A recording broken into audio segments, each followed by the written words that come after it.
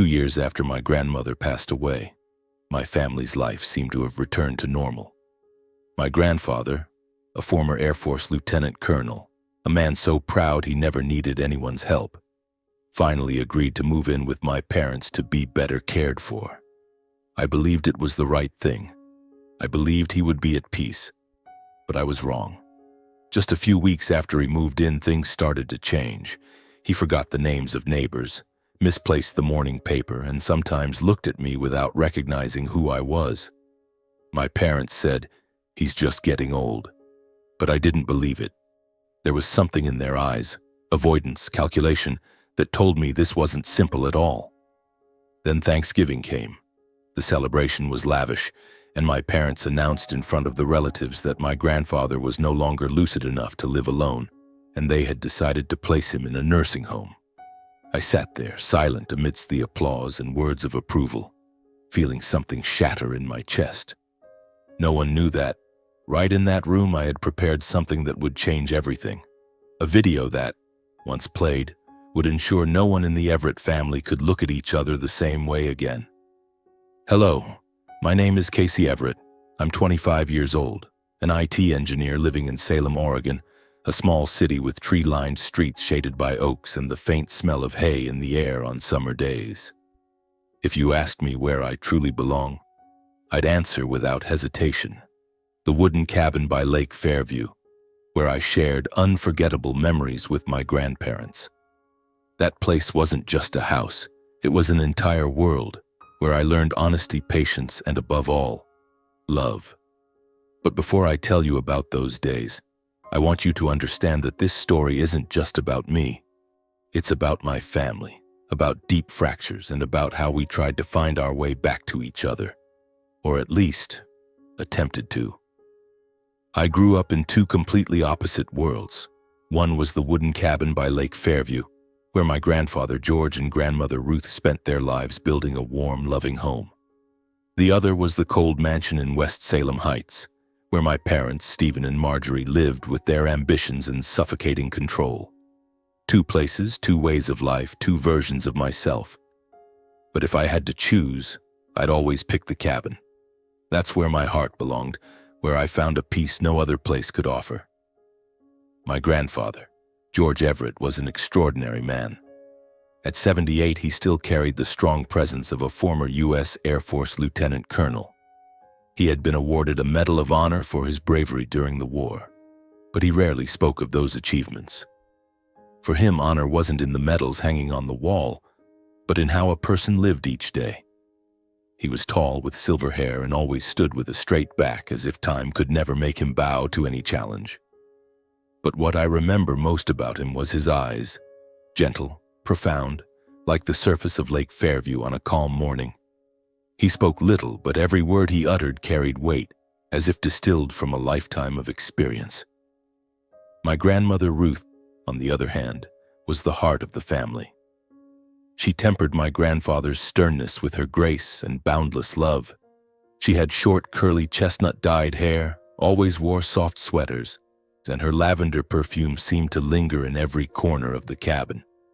She taught me how to listen, not just with my ears, but with my heart. Casey, she once said, people don't just speak with words.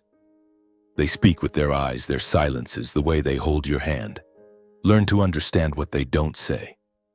I still remember the afternoons when she taught me to make butter cookies, laughing heartily when I clumsily spilled flour all over the kitchen floor. To her, every mistake was a chance to learn, and no error was too big to be forgiven. The summer days of my childhood with my grandparents were the most beautiful times of my life. In the early mornings, I'd wake up before dawn and run out to the cabin's porch where my grandfather sat with his black coffee. That porch was my favorite place. A simple wooden deck with a few rocking chairs overlooking the shimmering silver of Lake Fairview. He'd tell me stories about his military days, not to boast, but to teach me about courage and honor. Casey, he'd say in his deep, steady voice, discipline is the highest expression of self-respect. If a person can't keep a promise to themselves, how can they keep one to others? I'd sit there, my small legs swinging on the chair, listening to his words as if they were precious gems. He taught me small but profound things. He showed me how to polish shoes until they gleamed, how to fold a blanket so its corners were sharp as a painting. "Small details make a great person, Casey," he said, and I believed him. I still remember the time I ruined his leather shoes because I used the wrong polish. I was terrified, thinking he'd be angry. But he just looked at me, smiled, and said, "Mistakes are lessons as long as you don't repeat them." Then he sat down, took my hand, and helped me fix the mistake. That was his way. Never harsh, always patient, teaching me more through actions than words. But not everything in my childhood was peaceful. My parents, Stephen and Marjorie Everett, lived in a completely different world. My father was a freelance financial advisor, always impeccably dressed in expensive suits. But I could sense his unease. He was calm but seemed constantly swayed by my mother. My mother, a behavioral psychologist at Willamette Behavioral Health Center, was intelligent, sharp, and fiercely ambitious. She believed control was a form of love, and that made the mansion in West Salem Heights, where I lived with my parents, feel cold, no matter how luxurious it was. Everything there was perfect, from the pristine white walls to the meticulously trimmed garden. But it wasn't a home. There was no warmth, no laughter, no morning sitting on a porch listening to stories. I remember the times my parents took me to visit my grandparents. Those trips always made me nervous, not because I didn't want to go to the cabin, but because I could feel the tension between my parents and grandparents. My father always avoided my grandfather's gaze as if he were hiding something. My mother was different. She maintained a perfect smile, but I knew it was just a facade. She often told me, "Casey, you have to learn to control your emotions. A strong person doesn't show weakness." But I didn't want that. I wanted to be like my grandfather. Strong not because he hid his feelings, but because he was honest with himself. Once when I was about 10, I overheard a conversation between my father and grandfather in the cabin's living room. I didn't understand everything, but my grandfather's voice was low and serious, while my father spoke of opportunities and the future. Afterward, my father left with a heavy expression, and my grandfather sat alone on the porch staring out at Lake Fairview. I quietly joined him, sitting by his side, too afraid to ask anything.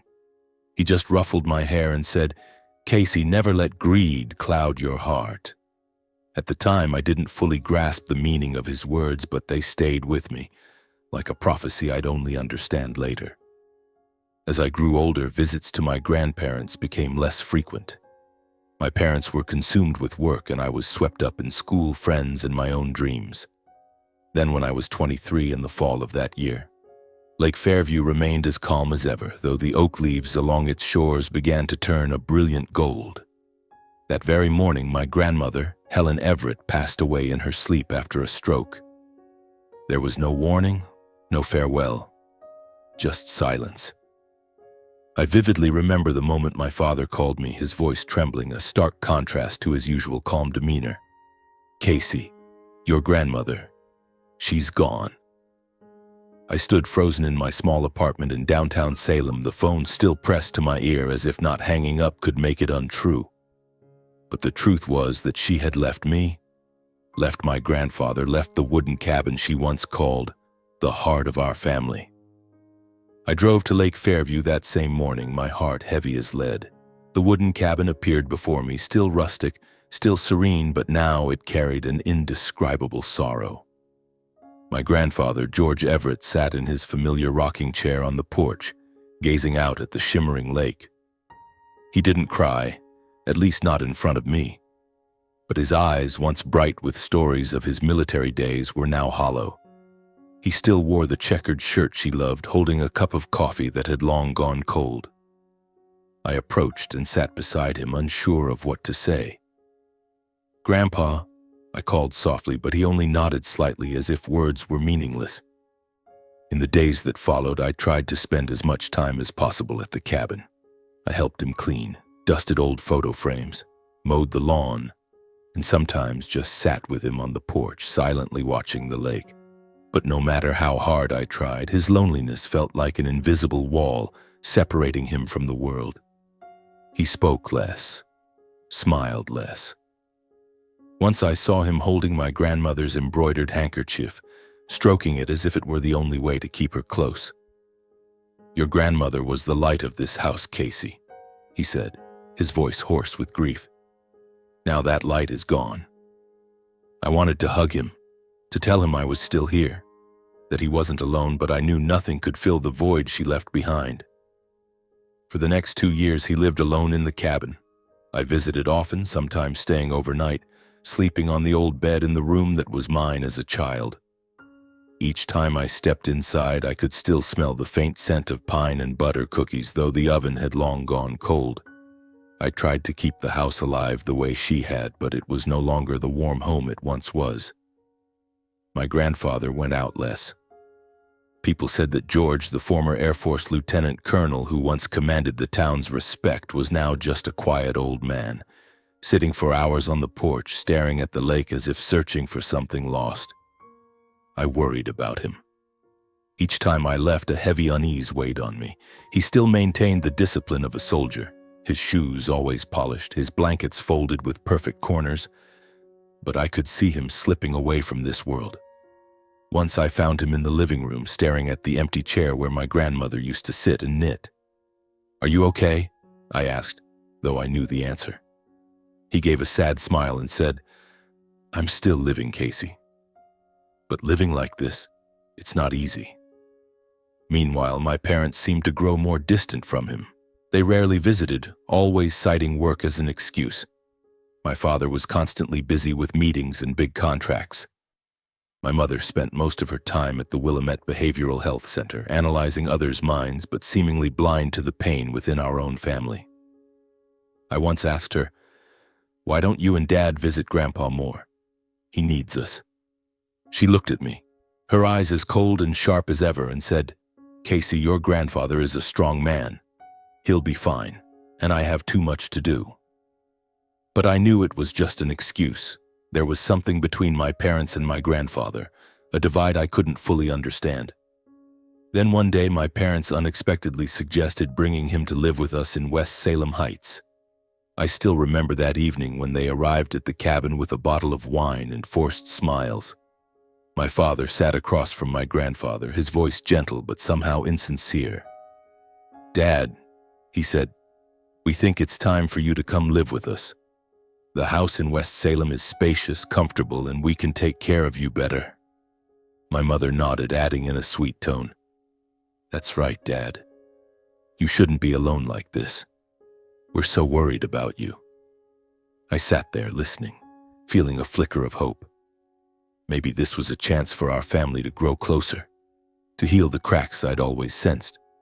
But my grandfather didn't agree easily. He shook his head, his voice low but firm. "I don't want to be a burden to you," he said. "This house belongs to me, to Helen.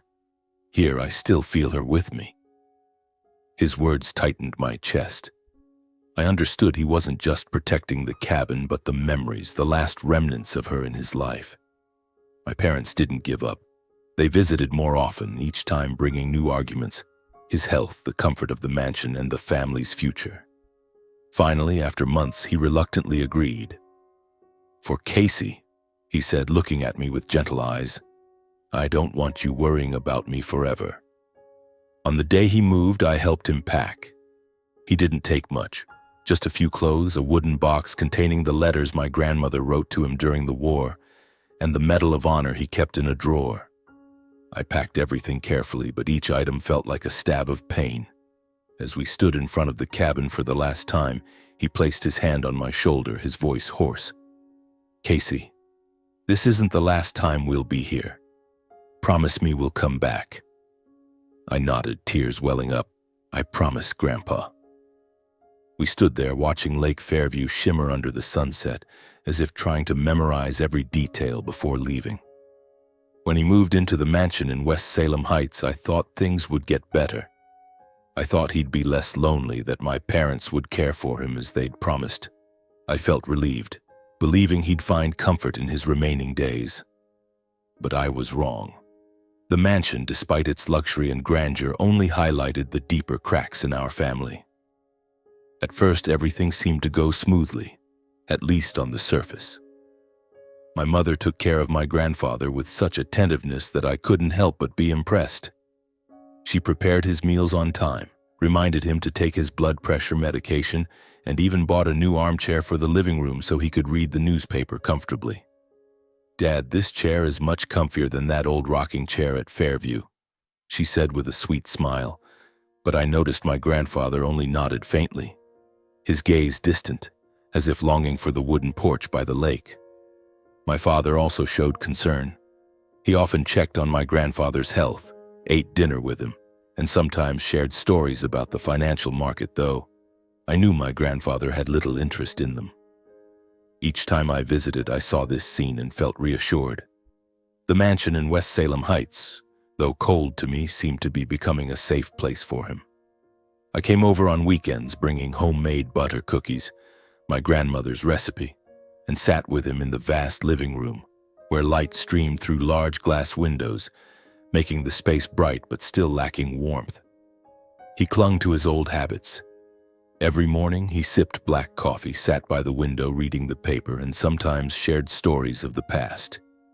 He was still sharp, recalling tiny details, like how he met my grandmother at an army dance or how he chuckled when remembering the time I ruined his leather shoes as a kid. "Casey, you're still the clumsiest kid I've ever known," he said.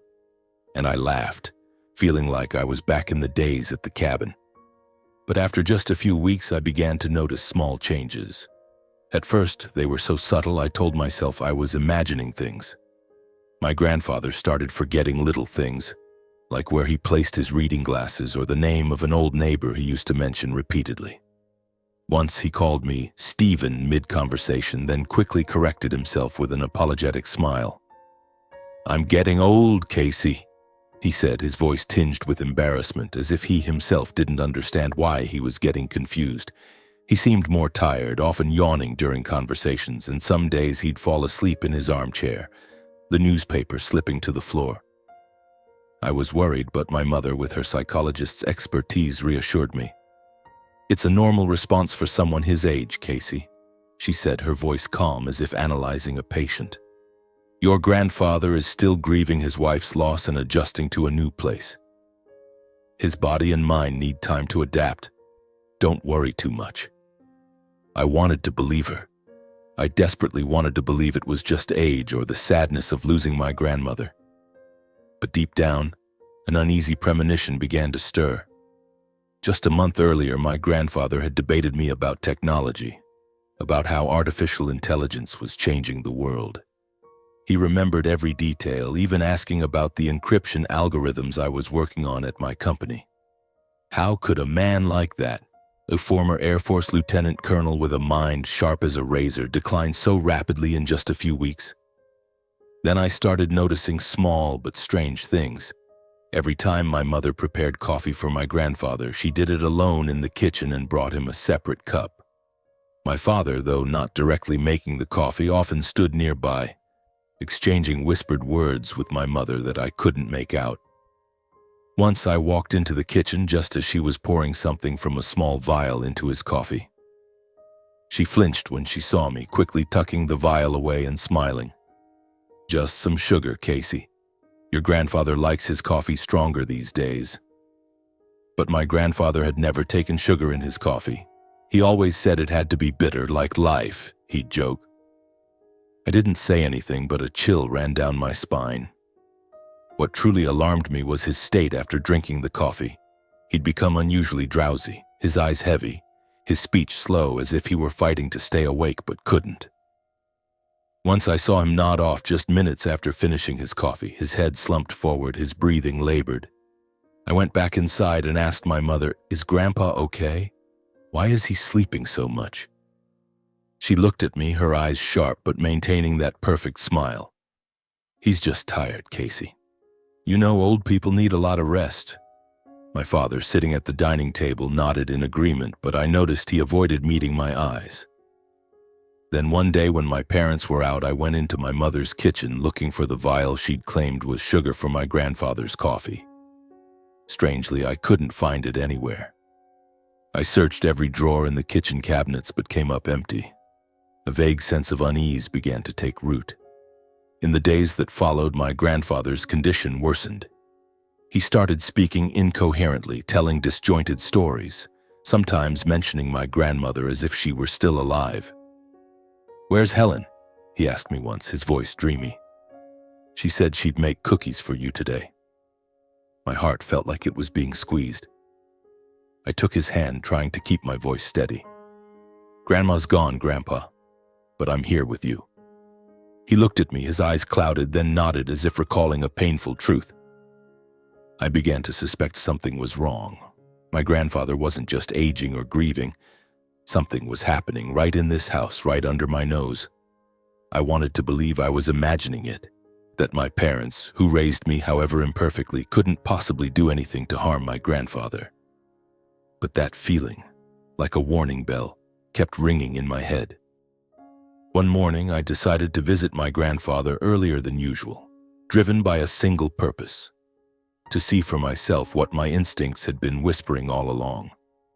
The sun was just rising, its pale golden light filtering through the large glass windows, illuminating the polished wooden floor.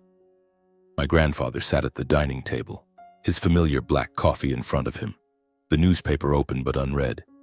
He stared out the window, his gaze lost, as if searching for my grandmother somewhere out there. "Morning, Grandpa," I said, trying to keep my voice cheerful. He turned, a faint smile crossing his weathered face. "Casey, you're here early. Sit down. Let me tell you an old story." I sat listening as he recounted a familiar tale, but his voice was halting, as if he had to struggle to recall each detail. When my mother came into the kitchen to prepare breakfast, my grandfather stood, saying he needed to get his reading glasses. His coffee cup, still nearly full, sat on the table, faint wisps of steam rising from it. I looked at the cup, and an irresistible urge surged within me. I wanted to know. I needed to know. I picked up the coffee, pretending to examine it, and took a small sip. The familiar bitter taste washed over my tongue, but there was something else, a faint sweetness, almost imperceptible. I set the cup down, trying to maintain a calm expression as my mother returned with a plate of toast. Just minutes later, I felt my mind growing foggy. My eyelids grew heavy, as if someone were pulling them down. I tried to focus, but my thoughts were hazy, slipping out of reach. My heart beat faster. This wasn't the feeling of a normal sip of coffee. I stood, excusing myself to get some water, and stepped into the kitchen to take deep breaths. My head spun, but I forced myself to stay alert. That instinct, the warning bell in my mind, had now become a scream. There was something in the coffee. Something was wrong. That night, I couldn't sleep. I lay in bed, staring at the ceiling, my mind racing with questions. Then I thought of my grandfather, the man who taught me that honor means keeping promises to oneself. If I didn't uncover the truth, I'd never forgive myself. I needed proof, not just a hunch. A few days later, I returned to the mansion, bringing a small vial for collecting a sample. I waited until my mother prepared my grandfather's coffee as usual. When she brought the cup to him, I deliberately spilled some water on the table, apologizing to distract her. In the moment she turned to grab a towel, I quickly poured a bit of his coffee into the vial, careful not to let anyone notice. My hands trembled as I tucked the vial into my pocket, my heart pounding as if I'd just committed a crime. But I knew I had no other choice. I took the coffee sample to Liam, an old college friend who now worked in a lab in Portland. "Casey, are you sure you want me to test this?" he asked, his eyes curious. "I just need to know what's in it," I said, trying to keep my voice steady. Liam nodded, asking no further questions. 2 days later, he called me to the lab. When I arrived, his face was so serious that a chill ran down my spine. "Casey," he said, handing me a printed report. "There's Ambien in the coffee, a sedative. The dose is low, but if taken long-term, it can cause confusion, temporary memory loss, and impaired focus. Where did you get this sample?"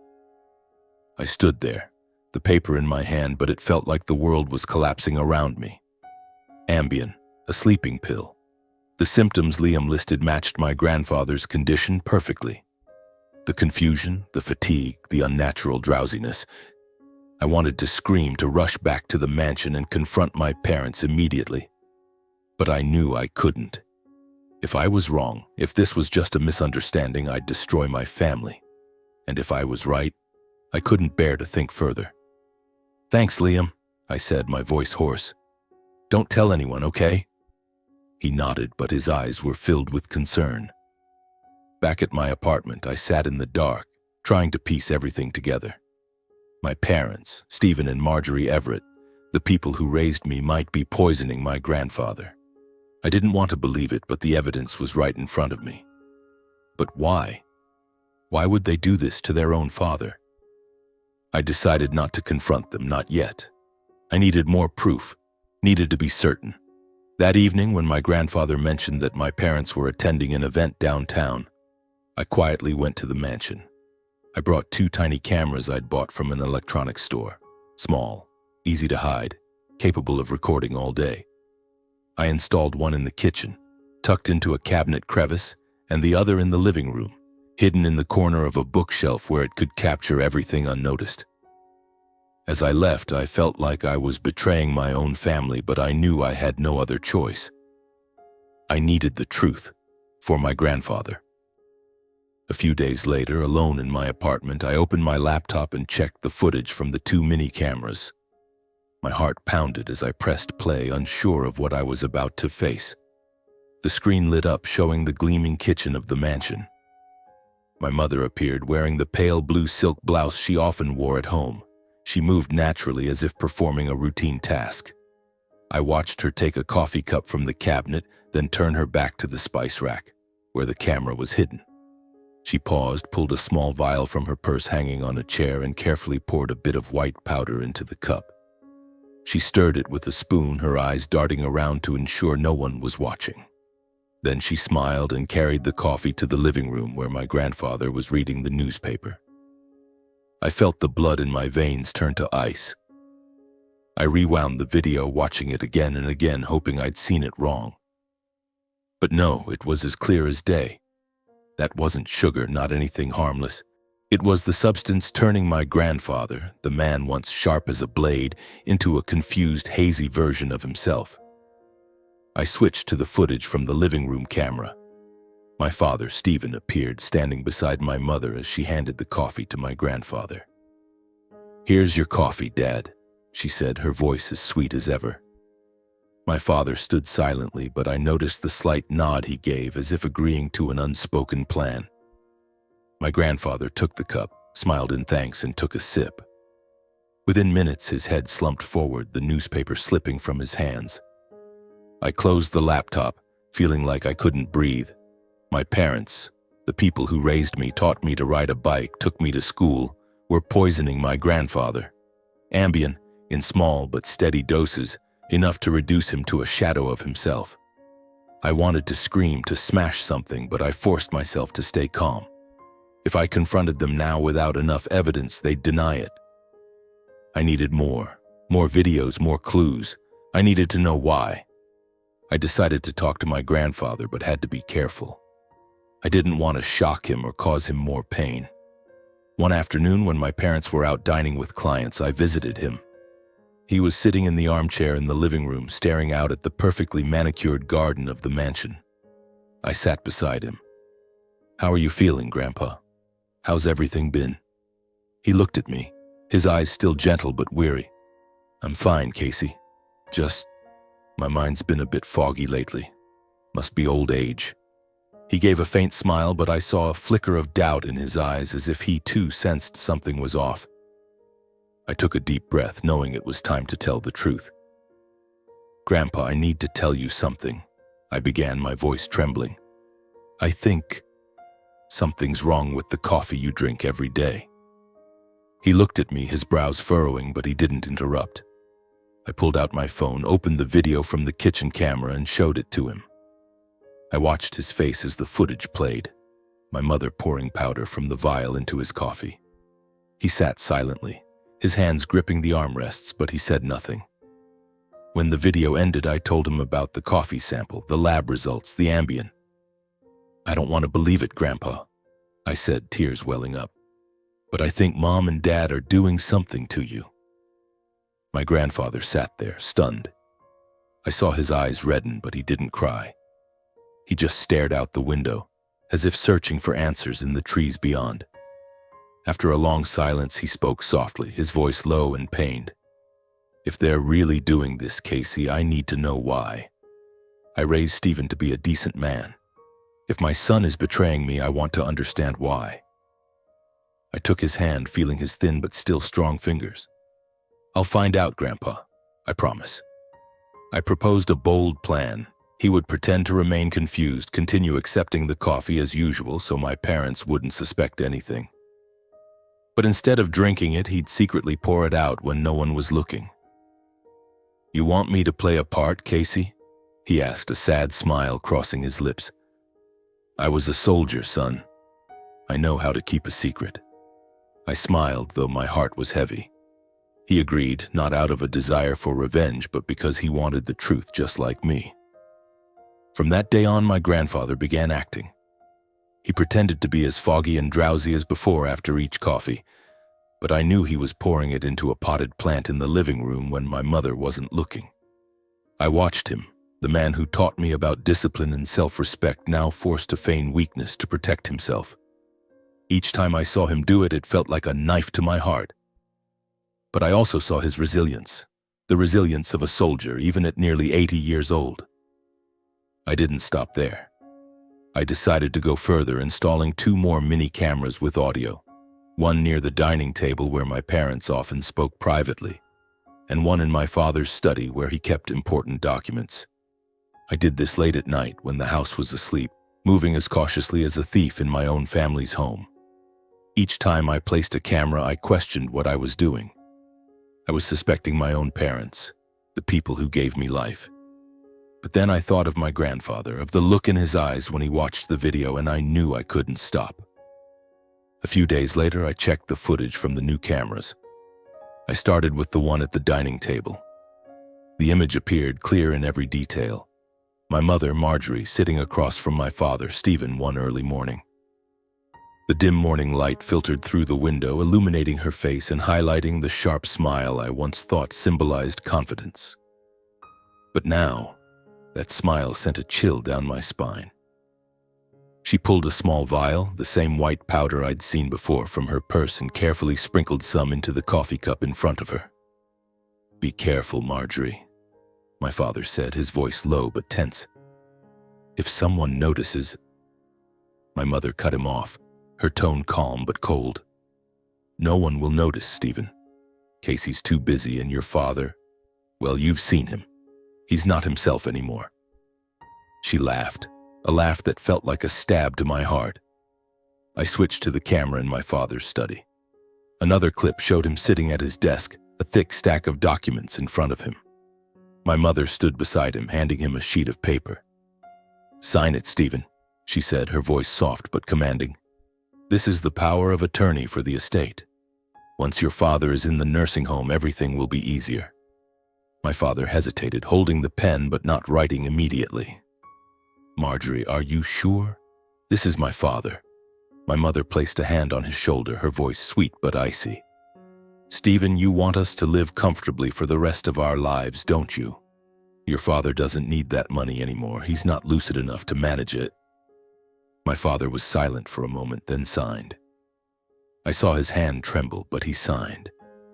I closed the laptop, feeling like the world had just crumbled.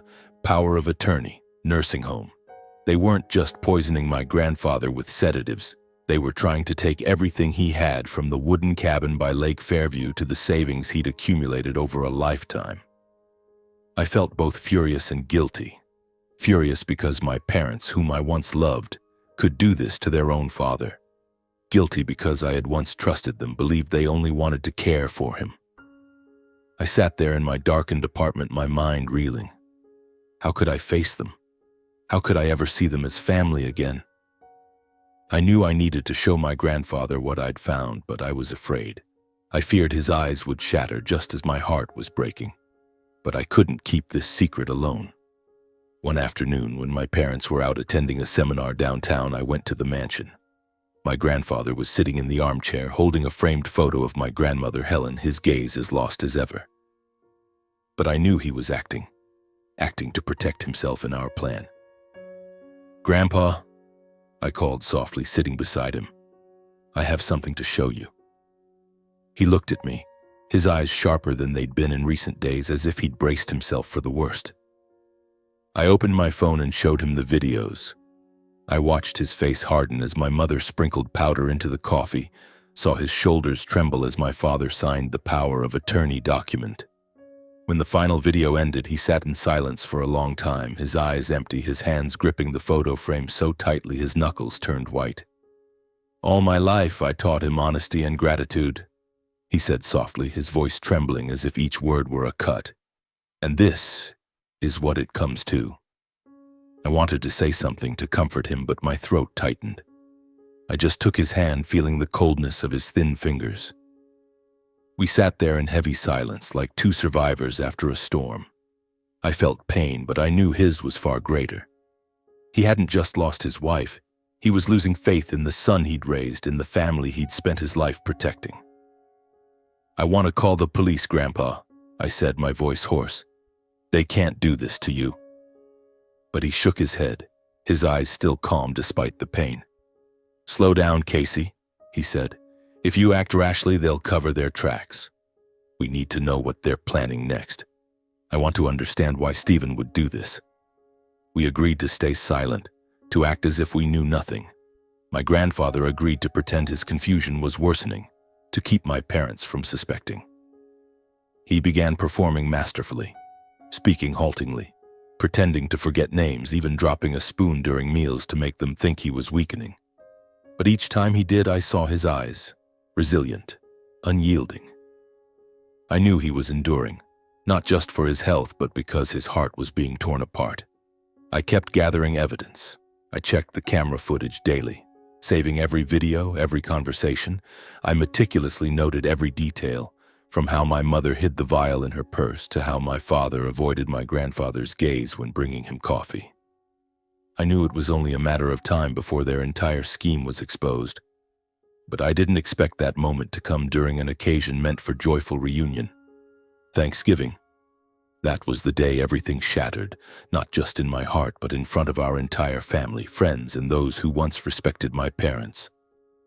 In the days that followed, the atmosphere in the house seemed to return to normal.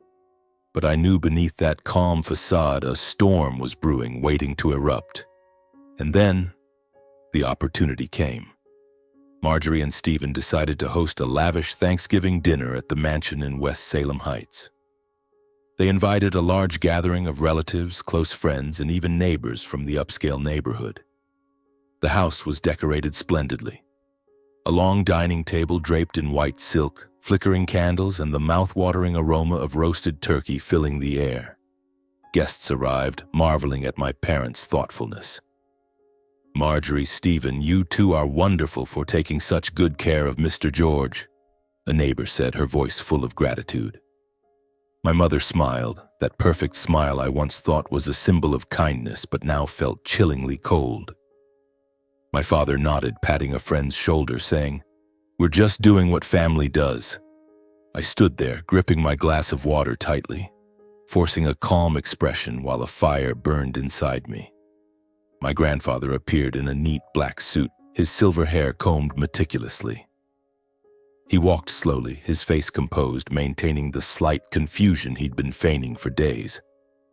He shook hands with a few guests, smiling in response to their greetings, but I knew he was acting, a performance he and I had crafted together to protect the truth. Each time he pretended to fumble with a simple question or dropped his napkin, my heart ached. He, a former Air Force lieutenant colonel who taught me about honor, was now forced to play the part of a frail old man in front of those who once respected him. But his eyes, when they briefly met mine, were sharp as a blade, as if saying, "Grandson, we're almost done with this." The dinner proceeded in a warm atmosphere, but I could sense the underlying tension. As everyone settled at the table, my mother stood raising her wine glass and began a short speech. "We're here today to give thanks for the blessings in our lives," she said, her voice sweet but calculated. And I want to thank my father-in-law, George, for being such an important part of our family." She turned to my grandfather, placing a hand on his shoulder, her eyes full of feigned compassion. "But lately, his mental health has been declining. Stephen and I have discussed it, and we believe a nursing home would be the best place for him to receive professional care." The room fell silent. A few guests whispered, expressing sympathy. Aunt Jane, an old family friend, shook her head sadly. "Poor Mr. George. But Marjorie, you two are commendable for thinking of him." I looked at my mother, then at my father, who bowed his head, avoiding everyone's gaze. I clenched my fists under the table, struggling to stay calm, but my blood boiled.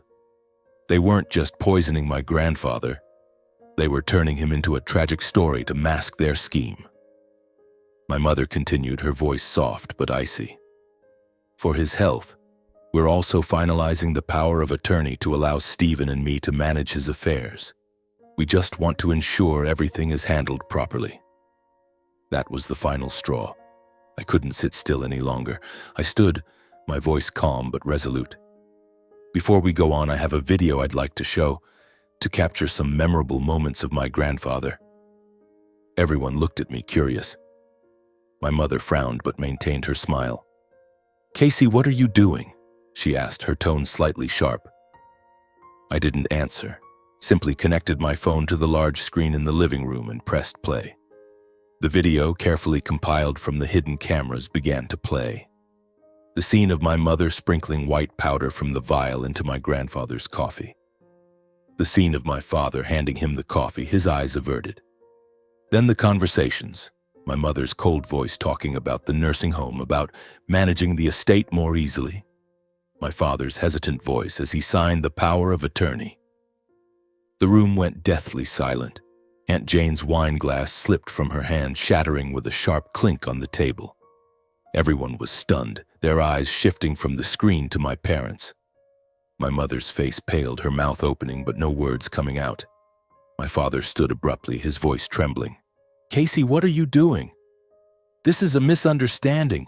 It's just a supplement, not a sedative." My mother chimed in, her voice high-pitched. "Exactly. We were only trying to help him feel better. Casey, how could you think so poorly of your own parents?" But before I could respond, my grandfather stood. He rose slowly, no longer showing any trace of confusion or frailty.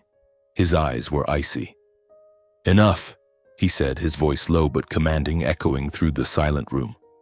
"No more excuses, Marjorie, Stephen. I've seen everything. I know everything." He turned to my father, his eyes filled with pain but unwavering. "Stephen, I spent my life teaching you about honesty and gratitude. What have you done with those lessons?"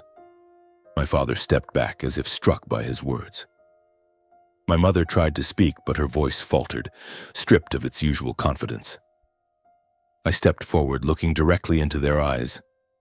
"I've sent copies of all the videos and the ambient test results to the police," I said, my voice calm but cold as ice. "They'll want to talk to you both." At that moment, the doorbell rang, a sound that echoed through the tense silence like a taut string snapping. I didn't need to look to know who was there. 2 police officers stepped inside, their uniforms crisp, their voices stern but calm. "Mr. Stephen Everett, Mrs. Marjorie Everett," one said, "we have a warrant to bring you in for questioning regarding the illegal use of prescription drugs and suspected poisoning of an elderly person." Every eye in the room turned to my parents. My mother burst into tears, clutching my father's arm. He didn't pull away but didn't look back, just bowed his head in silence. Relatives and friends sat frozen, speechless. Aunt Jane stood, tears streaming down her face, shaking her head softly. "How could you do this to your own father?" In that moment, I realized the Everett family's Thanksgiving dinner had become a day of reckoning. My father stood motionless, his shoulders slumped, his eyes empty, as if he had just lost something he could never regain. My mother tried to maintain her composure, but her hands trembled, the perfect smile she always wore now gone. But the story didn't end there. No, it was only the beginning of a new chapter, one I could never have anticipated. My grandfather, with the calm demeanor of a soldier who had weathered countless storms, stepped forward toward the 2 police officers. He raised his hand, his voice low but clear. "Please, officers, hold on a moment," he said, his gaze steady and unwavering. "I want to withdraw the complaint. This is a family matter and I want to handle it myself." The lead officer frowned, clearly surprised. "Mr. Everett, we have clear evidence. This is a serious matter."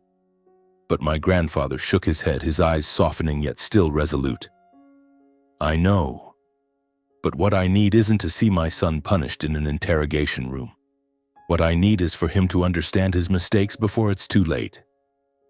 The room fell silent, filled only with the heavy breathing of those present. I looked at my grandfather, my heart tightening. How could he do this?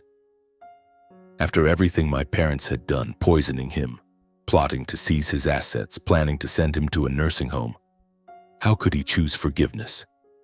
I wanted to shout, to tell him they didn't deserve it, that they needed to pay.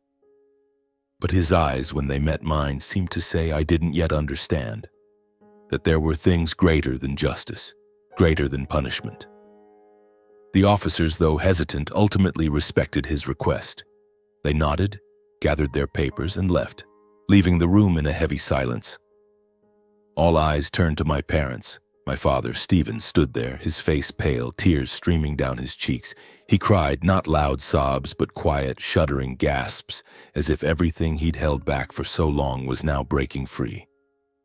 My mother buried her head in her hands at the table, her perfectly styled hair now disheveled, her shoulders shaking. She couldn't speak, only shook her head, as if unable to face herself.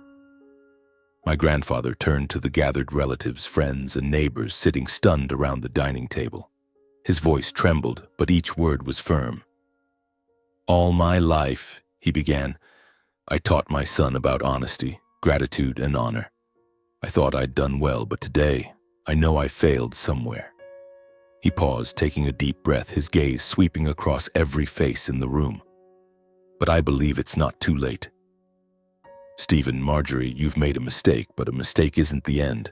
What matters is that you learn to take responsibility before it's beyond repair." I stood there, tears welling in my eyes, both heartbroken for my grandfather and bewildered by his compassion. How could he forgive? How could he look at my parents, who had betrayed him, without a trace of hatred? I wanted to step forward to hug him, but my feet felt rooted to the floor. I looked at my parents, saw the shame in their eyes, and for the first time I felt that maybe, just maybe, my grandfather was right. The greatest punishment wasn't prison, it was shame. The shame of facing their family, of facing themselves. My grandfather turned to my parents, his eyes gentle but unable to hide the pain. "Stephen, Marjorie," he said, "I forgive you. Not because you deserve it, but because I don't want to live the rest of my life with hatred in my heart. But from now on, you must live with the truth of what you've done." He paused, looking at the framed photo of my grandmother on the table, as if seeking comfort from her. "Your greatest punishment is this shame. Live with it and find a way to make amends." No one in the room spoke. Aunt Jane, a longtime family friend, bowed her head, tears streaming down her face. Other relatives exchanged glances, their eyes filled with both disappointment and sorrow. I saw my father drop to his knees, his head bowed low, as if unable to bear the weight of my grandfather's words.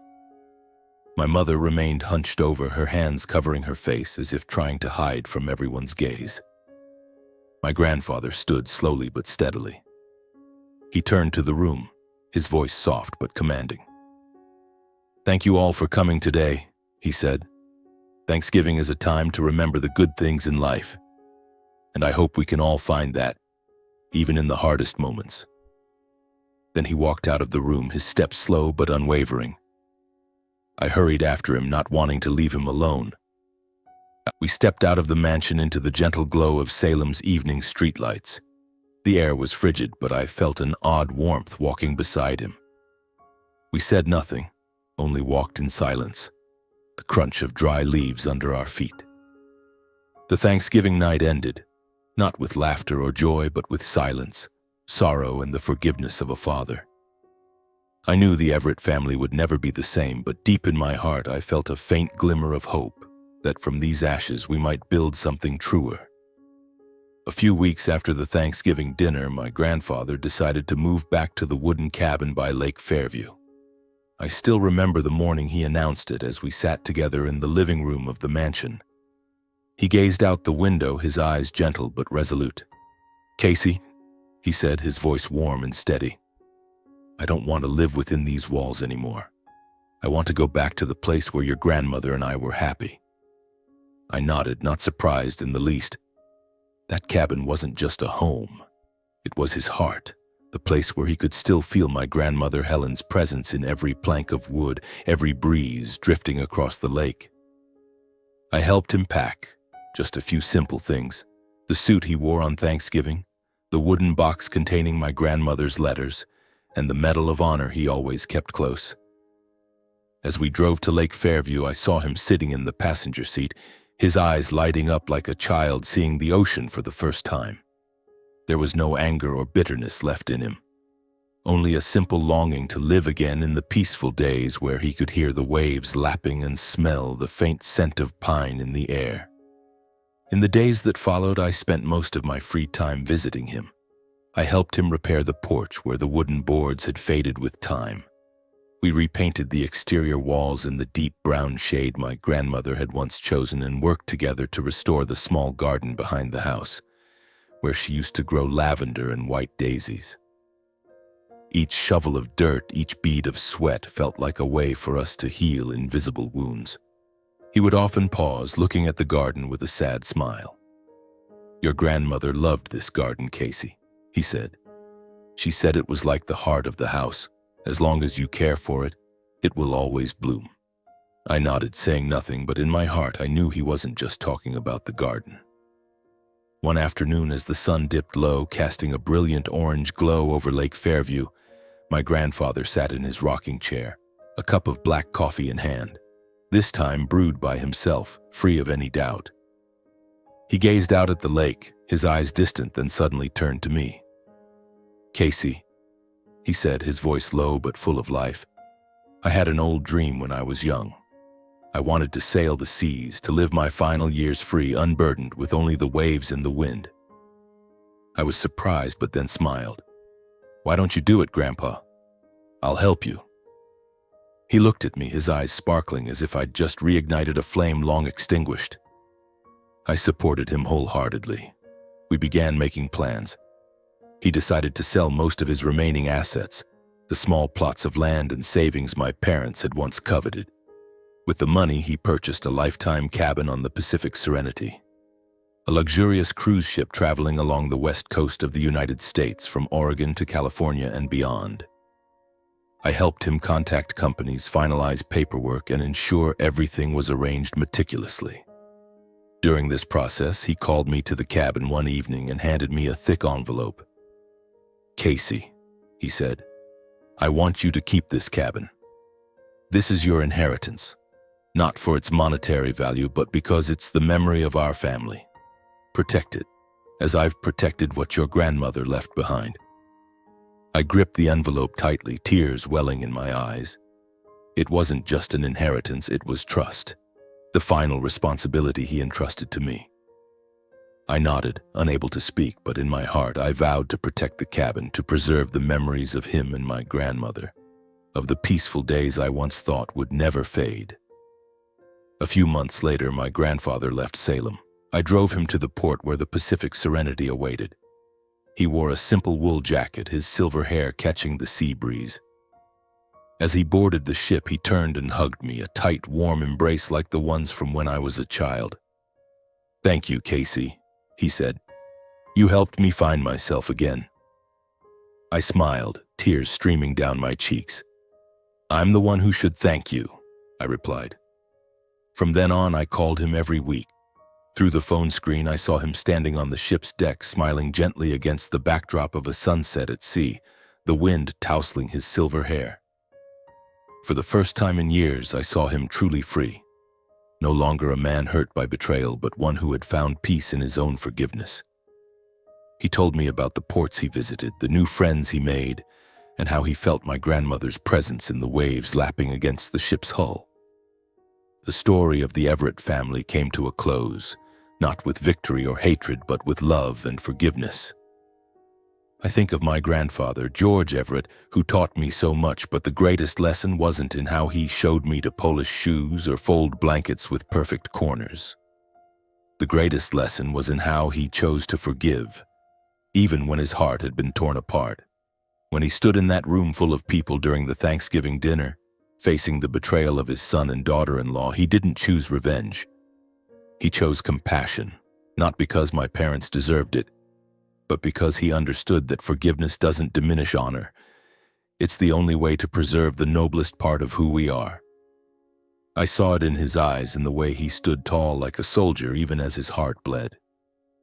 He taught me that honor isn't about clinging to perfection, but about rising from mistakes and helping others do the same. I, Casey Everett, once thought kindness was gentle words or grand gestures. But through those painful months, I learned that true kindness lies in the courageous choices made in the hardest moments. My choices weren't easy. Setting up hidden cameras, confronting my parents, standing up for my grandfather. There were nights I lay in my apartment wondering if I was betraying my family, if I was doing the right thing. But every time I looked into my grandfather's eyes, I knew that kindness isn't about avoiding conflict. It's about daring to face the truth even when it breaks your heart.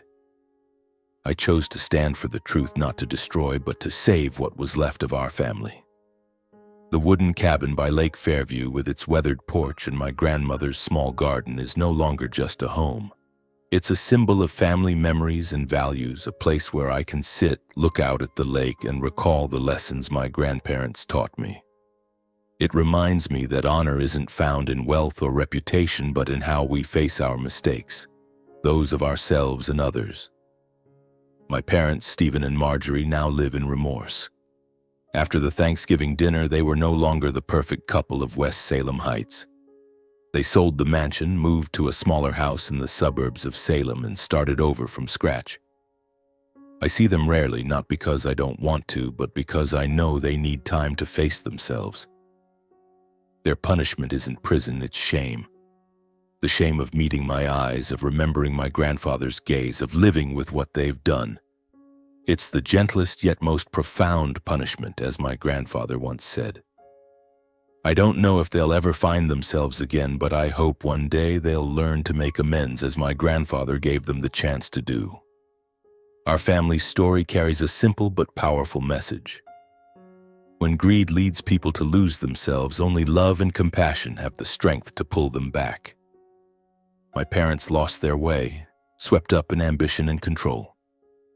But my grandfather chose love over hatred, and that saved not only him but also me.